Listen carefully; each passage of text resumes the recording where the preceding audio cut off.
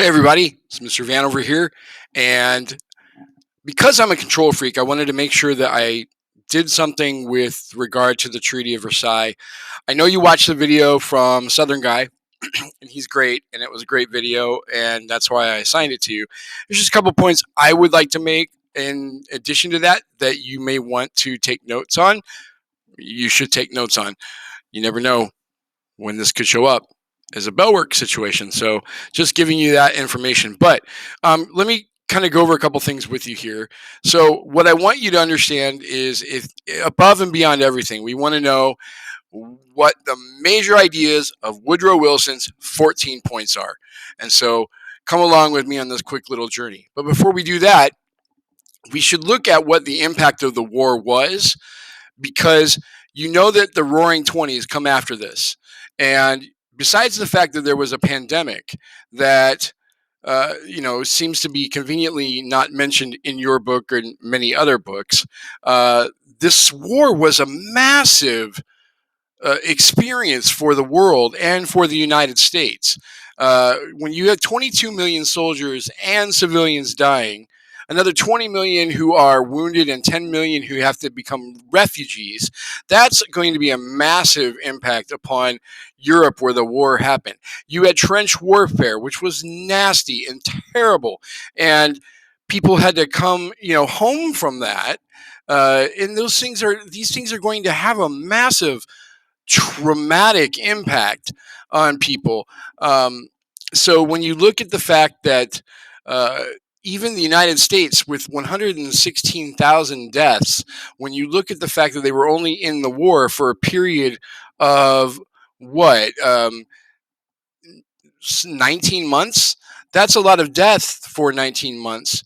Of course, if you look at the deaths that you get from Russia, with 1.7 million, uh, that's going to be something that's going to become a big deal when you look at when things happen later on with World War II, because Russia has a huge death toll in both wars. And that's going to have a lot to do with the when the Soviet Union is formed and when the Soviet Union is involved with World War II. It's going to have a massive impact on how they want to deal with the Western world. Of course, the Allied powers end up losing a lot more. Germany, of course, with the largest loss, being the country mainly behind the whole situation. But you had 22 million some soldiers and civilians dead. You have these battlefields, a lot of them in France, that are just filled with bodies that were buried quickly, probably in mass graves, to deal with the just massive amount of death that occurred. With 20 million people wounded, one of the things that you're seeing, you kind of saw this with the Civil War. So if you were looking for a synthesis moment there, if you look at the Civil War and then coming into World War One, you're seeing the advancements of weaponry and what weaponry can do, and you're also seeing the beginnings of advancements in medical technology and expertise. That means that many people who may have died 50 to 60 years earlier, due to injuries on the battlefield, can be saved. But what you come back with are, if you look at the photo on the photo on the left shows men without legs, without arms. This is something that's going to have to be dealt with by not just the men themselves, but their families when they come home. You're a parent and you send your son off to war and they come back and they're maimed for life. This is going to have an impact on the nation. If you look to the right, here's an example of somebody who's become severely disfigured as a result of the war.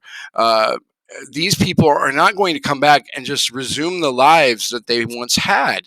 It's going to become a massive psychological shock on not only the nations in Europe, but on the United States as well.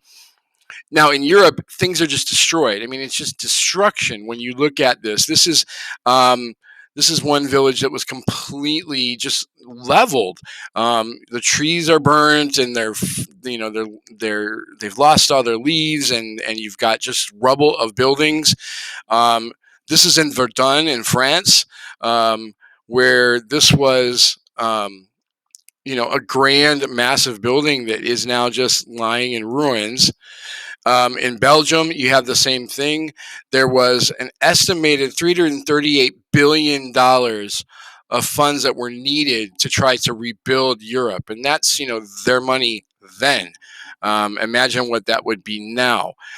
So this is what Europe is left with, and this is going to be. And the same thing with towns in Germany, cities in Germany. This is going to be the reality of what they're left with when we're done with the war. And I'm pointing out Europe because keep in mind that when World War II comes out, this kind of experience is going to have some bearing on how they want to go about the situation when Hitler's Germany, starts to become a threat. So we already know that when the war ended, um, Woodrow Wilson, before even getting to the end of the war, had developed this grand idea that he and the United States could lead the world into a process of peace. I mean, after all, Europe has had war after war after war for millennia at this point. So maybe the United States could be the outside factor that can actually lead some sort of peace for the rest of the world. So one of the things is that he developed the 14 points as his 14-point plan that he was going to present to the European powers, to the Allied powers, as a means of developing the peace treaty. So one of the things that he wanted to do was find a way to eliminate the reasons for the war breaking out in general. If you remember from the information that I've given you before, if you want to think about the causes of the war, think of Maine, militarism, etc. If you try to eliminate the factors that cause the European powers to not feel the need to have such a military buildup, it won't necessarily create a tense situation that will lead them to be so distrustful of one another. And if you think back to your world history classes, one of the factors that had a lot to do with the war breaking out was the secret, not so secret alliances that were formed, that when the war broke out, all of a sudden it dragged all these other countries in with them. So you had all these secret alliances that were made because of fear of one another and the distrust of one another that led to them militarizing. And it was like a vicious circle that they were fearful, so they made an agreement for somebody else to come in and be their buddies when it was time, if there was a time that they needed to fight. And so since they might need to fight, they wanted to make sure that they had a strong military force in place. But then they saw their neighbor um, having a strong military force in place. So they all wanted to try to show each other that they'd be able to kick each other's butt with strong military forces. And every country's watching the other do this. And he also believed that imperialism had so much to do with bringing even more countries that were part of the imperial power into the war, and that you had countries that had not had the right to self-determination for forever. So that if we eliminated some of that imperial might and strength that some of the countries would have, it might bring a less disastrous situation to Europe. And the other one was that you could find some way of forming an international organization that to be that the League of Nations that would be able to somehow avoid future wars in order to have a way of kind of bringing solutions to problems in a more diplomatic sense, as opposed to simply resorting to war.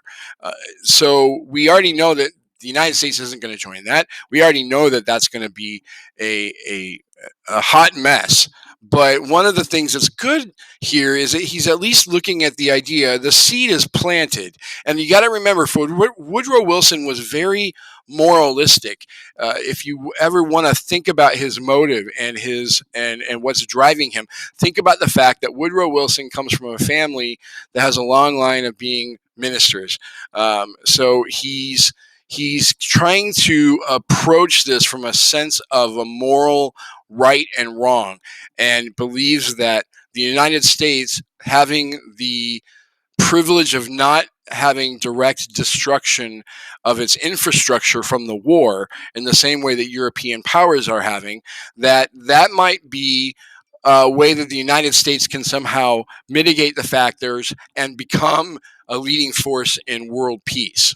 Now, of course, we're not doing a 5-minute activity, but what I do want you to be able to know about the 14 points are the main themes that you can see with the 14 points. So if you're looking at the first 5, what they were trying to do was, what he was trying to do, I should say, was to create some sort of international system that would eliminate the need for the future wars. So when you look at the first 5, it would make it so that you did not need to have any more secret treaties or alliances. The countries would reduce their militaries, that there would be freedom of the seas and free trade. Remember that for the United States, one of the biggest issues that they had prior to entering the war was that the British were blockading the North Atlantic to try to prevent Germany from getting supplies through the North Sea ports that they had. And at the same time, the Germans are patrolling the seas, particularly in the new submarines, the Untersee boats, Unterseeboot, that are meant to be stealth technology. So they're shooting down British ships, trying to prevent the British ships and other Allied powers from getting war material. And the British are trying to blockade it. In the meantime, the United States is trying to be a neutral country. And we already learned that as a neutral nation, one of the biggest advantages would be, well, you can trade with whomever you want. You're not going to take a side. Nobody can get really mad at you because you're not favoring one over the other, and America gets to profit. Well, not when there's constant interruption of the ability to trade and freedom of the seas. And so if we had some sort of freedom of the seas, in peace and in war, then that would facilitate a trade situation that would be beneficial to all, according to Woodrow Wilson. But you could also say it would be beneficial to the United States. Like that wasn't necessarily don't think that wasn't possibly a motivation. And then international control over colonies to end imperialism. If they could find a way to, with this international system, to find a way to end this massive colonization, that imperialism could end. It could eliminate some of the rivalry that has existed in Europe. Another main theme basically surrounds points 6 through 13, which was basically dividing the weak empires like Austria and Hungary and the Ottoman Empire into the new nations that basically would, in theory, be based on a people's right to self-determination. Now, keep in mind, Austria-Hungary and the Ottoman Empire have existed for centuries at this point. So they've enveloped areas of people that may have been part of a generalized border of a group of people that might have been independent, let's say, small independent countries, if they'd ever had the right to self-determination.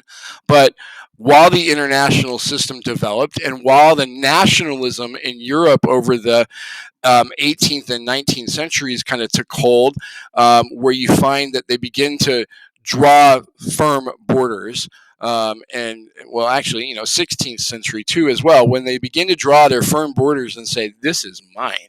These places didn't have that. So Woodrow Wilson believed that we should be able we should divide those two powers up so that they aren't going to be a menace, and that the places that they once held as an empire should be given independence and be able to determine their futures based upon the right of self-determination. So that the new nation should have borders drawn with consideration to their ethnic and national identities that they would have had they had the right to self-determination. That's an important point, because when they don't listen to Woodrow Wilson and they carve up the map, they end up creating places like, say, Czechoslovakia. Well, Czechoslovakia included places that weren't part of what we would call today the current day Czech Republic. Or they created Yugoslavia, which Yugoslavia, they threw a bunch of different people of different religions and ethnicities into one country and said, this is Yugoslavia, when you all speak a similar language, so we're going to call it the uniting of the Slavic people. But they didn't see themselves as one people because of having a common language. The other part was, is he wanted new nations to be able to choose their own governments, and that would be something that would make sure that they had the right to run their new nation in the way they see fit. The other point was obviously point 14, which was creating a League of Nations that would settle all future problems by diplomacy. Now, we know that not everybody was quite on board with this idea. So Woodrow Wilson goes to the peace conference, at the Paris Peace Conference, to work out this treaty, and he hoped that this would become the framework for it. So you have Italy is represented, the French government is represented by their premier, or their prime minister, so to speak, and of course you have the British Prime Minister, David Lloyd George, and of course Wilson himself. Now, he quickly learned, however, though, that they were not trying to find a way to have peace without victory. They had some of the old ideals of what happens when a war is done, which was punishment. And they were specifically wanting to punish Germany because Germany had been, seemingly aching to have a reason to go to war with these European powers. So they're not feeling benevolent. They are not trying to take this as an opportunity to solve the problems that lead to such disastrous events like a massive war. Their minds are furthest from this. And so during the peace conference, which this famous painting depicts the Hall of Mirrors in the Treaty of Versailles. And if you ever go to the palace at Versailles, which is outside of Paris, you can actually go stand in this very place. So he had to compromise this, as you already know, and by June they had worked out the Treaty of Versailles. And so the major provisions are that you do have the League of Nations. Germany and Russia were excluded from being part of the League of Nations. There's a lot of anger at the Russians for having their big old revolution, their Bolshevik revolution, in the eventual establishment of the communist state in the middle of the war. Now, of course, it's not like there was a coordinated committee that said to the whole people of Russia, let's have our revolution now. The Russian Revolution had so much to do with the disillusionment with the Tsar and the family, and the conditions of Russia, and the industrialization, and the way that the war was being run, that the people had kind of reached their boiling point. But from the perspective of the other allies, they're not happy about this. And so Russia didn't get to have a place at this table, despite the efforts that they did make and the casualties that they did suffer when they were part of the war. So whatever this international organization was going to be, they weren't going to be allowed to be part of it. In terms of territorial losses, they forced the Germans to give up an area on the French-German border called the Alsace-Lorraine. And then the French border was extended further eastward to the Rhine River, and Germany was forced to surrender all of its colonies in the Pacific Ocean, and in some of the colonies that they had in Africa. They didn't have many, but they were forced to give up what they had. And so kind of think back to like the Spanish-American War, 20 years earlier. Spain was forced to give up its colonies to the victor. So Again, back to the old style of what happens in the war. Military restrictions were imposed upon Germany.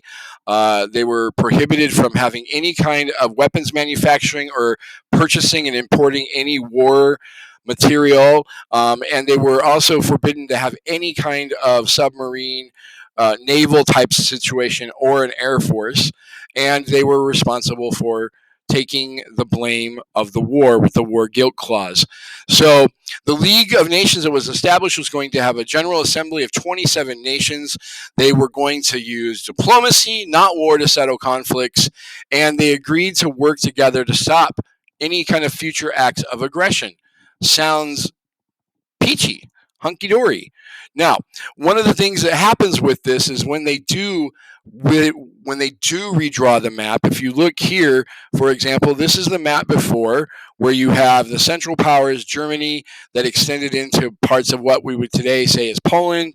We have Austria and Hungary that have had their little empire here that basically swallows up a bunch of today's Eastern European countries. We have Bulgaria, and we have the Ottoman Empire, which is, of course, today Turkey. Look at how they redraw that map after the treaty. Finland is a new country that is created. Estonia, Latvia, Lithuania. Now, you've heard me refer to Latvia and Lithuania before. You've heard references to Poland before, but these were places that belonged to other people. And so these now were carved out of territory. Czechoslovakia is going to be one place that is going to have some trouble a little later on in their history, and later on, like at the end of the 1990s, you're going to see a lot of problems here in what was made into Yugoslavia. The British get a bunch of land here. They get a hold of what is Palestine at that time. Eventually, Israel, the Israeli state, will be formed there. They have this area here that they call the Transjordan. Lebanon is formed, and the nation of Iraq is formed. And so the British get a lot of control over this area, and they get it called like the British Mandate and all these other things. And they're going to further cause trouble that we're still dealing with to this day. Central Europe is completely withdrawn, and we have Poland. Germany's border is, of course, demilitarized in order to try to prevent a future invasion of France.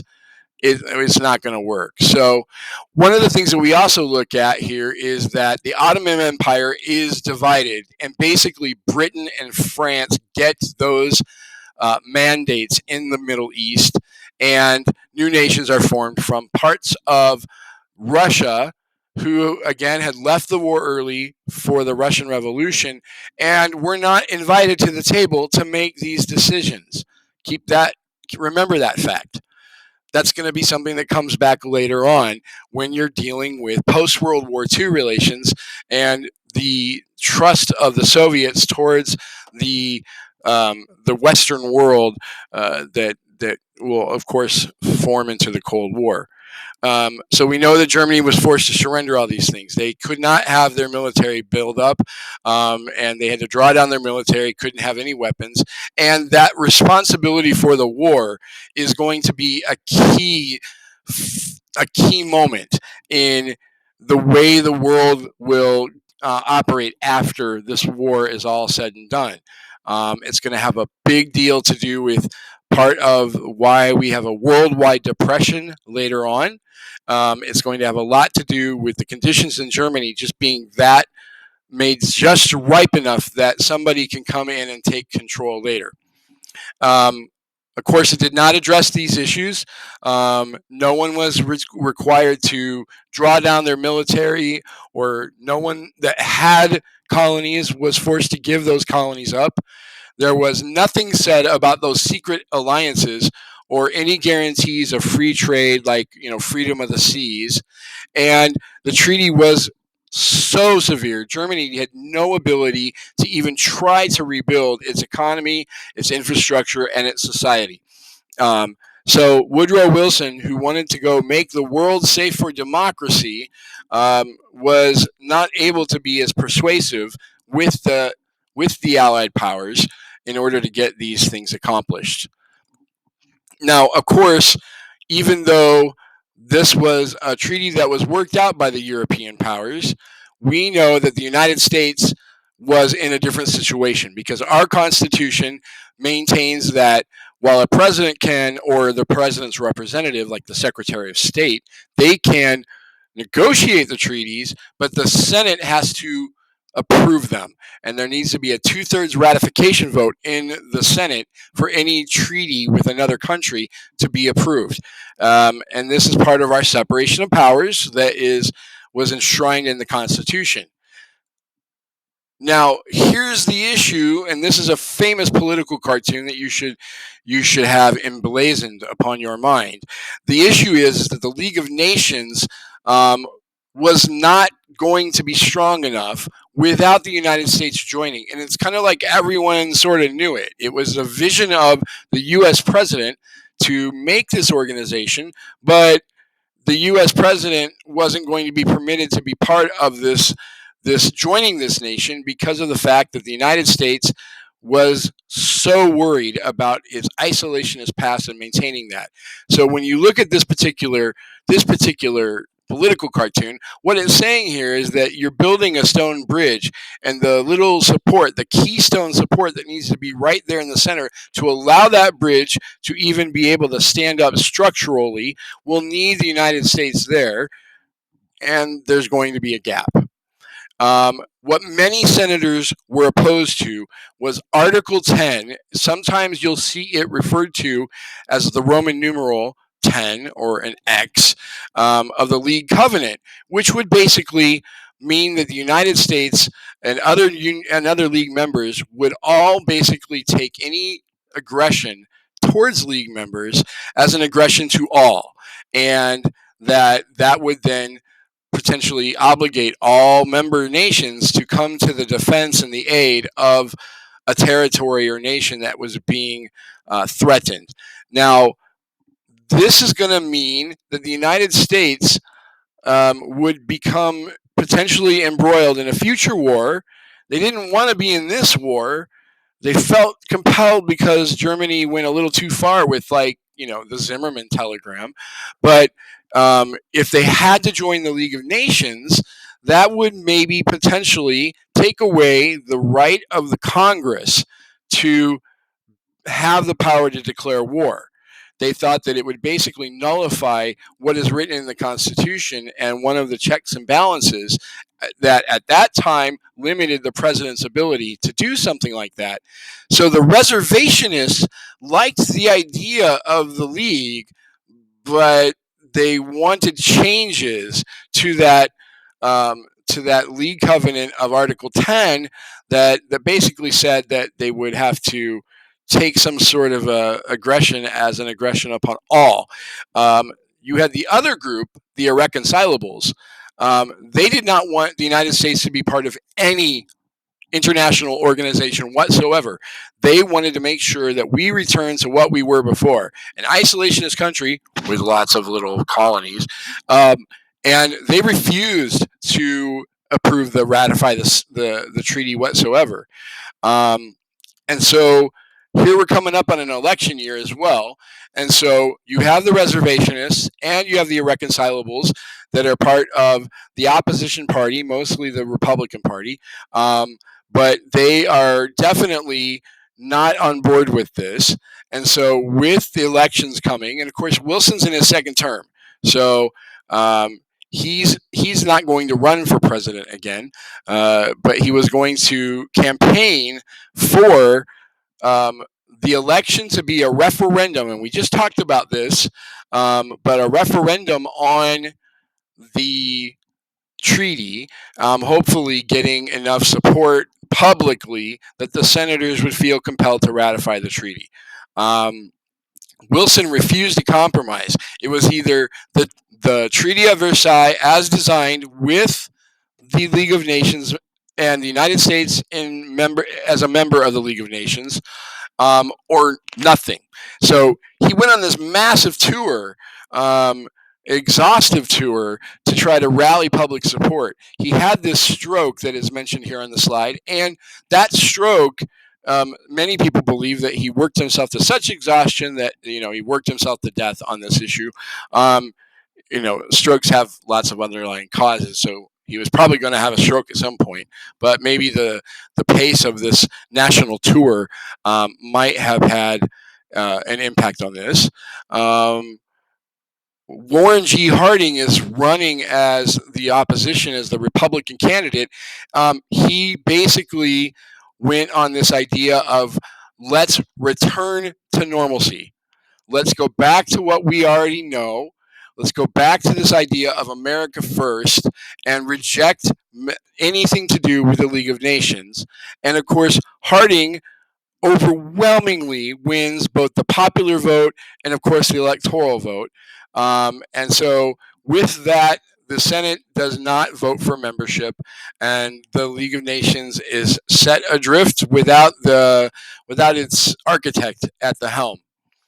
So what we find is that the nations in black on this kind of grainy map, they are the member nations of the League of Nations. The United States is not there, and in fact, the United States had to actually pass a law that basically declared the war was over, because the last anything that had to do with the United States and Germany that was on any kind of record was that the United States had declared war.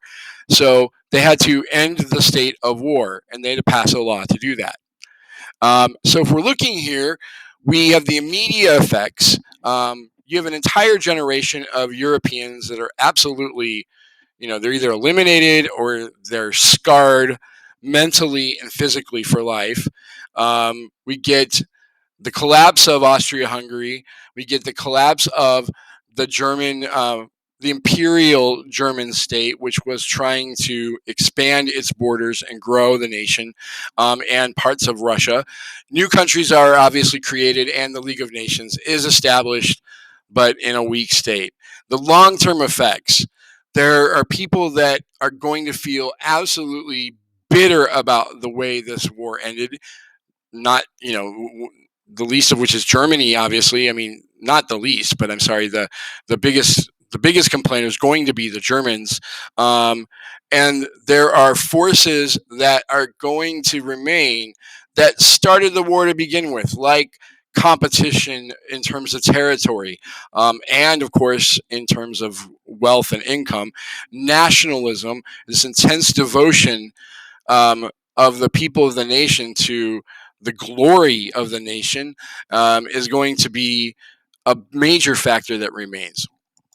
Now, we know that the United States began the century as an imperial power, and this is one big takeaway, and it reluctantly entered the war with the idea of protecting free trade, freedom of the seas, and to make the world safe for democracy. The involvement of that war, one of the things that we do see is that we see the involvement of women and African Americans, that is a major change factor for those two groups as they move into the 20th century. And we also see that we get a booming economy. Now, remember the Vanover historical truism. That Vanover historical truism is wars always cause a boom in the economy because you have this massive need for production now, and the government's got money it's spending. And the United States played a major role in the peace process, but of course did not take part in the League of Nations and its formation and its operation. Now, here's the things to keep in mind. This is going to become an issue where there's a fire left smoldering in Europe. A fire so great that it will cause one person to be able to emerge as a leader in Germany that will end up having a massive impact upon how the future will turn out. And of course, this set the situation to be ripe for Adolf Hitler to be able to take power. You have to ask yourself, you know the story from world history that when Adolf Hitler began to get aggressive, the the British Prime Minister and the French government were like, no, no, let's not get too aggressive. Because think of what they've been through. They don't want to have this happen again. And they think that, Hitler's like any other world leader, that he's on the up and up. And he's not. And we know that. And so what you do find is if you look at this particular excerpt, which you can pause and read, and I would suggest you do. You don't have to do the questions, but if you look at this particular excerpt, this is going to give you kind of like the overall point 4 years after the treaty. It's going to show you what Hitler thinks and how he's going to galvanize the people with regard to how Germany has been so, in their belief, fundamentally mistreated in the way the war was ended and the way in which it was forced to take the blame and endure the psychological sense of shame as a nation for the war. These are things I want to make sure that you absolutely heard out of my mouth, so you understood what I think is important for you to take away from the Treaty of Versailles and the end of World War I. It's important to make sure that you understand these themes of the Treaty of Versailles and the 14 points, and the way in which certain things, the stage was set for World War II to break out. And I know that's a spoiler alert, but there's going to be another war, and it's going to be worse than this one. But what you also want to make sure is understand the condition Europe was left in, understand the types of individual trauma that millions of soldiers get sent home with to the United States, and they bring back to their communities. And that trauma on an individual level is also going to be felt throughout the nation. When families have to deal with this kind of trauma, that's going to have a multiplied effect. It's not something limited to just the experience of the individual soldier. So you've got Europe over in ruins. You've had the United States get involved with a war that they'd never been involved with, a European war outside of its own borders, with, of course, the War of 1812 and the war with Spain, but not something so monumental as this. They've never had this kind of national experience, and it was one that they weren't seeking to have. And keep in mind that you've also got that flu pandemic of 1918 that is disastrous, but notice you're not seeing anything in history books about it. And there's a reason for that, and we'll get to it. But keep in mind that the United States is going to have its own wounds that come from this experience. And it's important to understand that as you enter the 1920s as a decade, because these two things are fundamentally going to have some role. Perhaps you might disagree. I would maintain that these two things combined have a fundamental role in how things end up going in the United States during the 1920s. And if you look at many European countries, they have an almost identical experience in some regards. So we'll get more into that as we move into next week and march ourselves closer to AP Exam 2021, Pandemic Style Part 2. Have a great day, time, weekend, all of that. And I will be in touch with you later.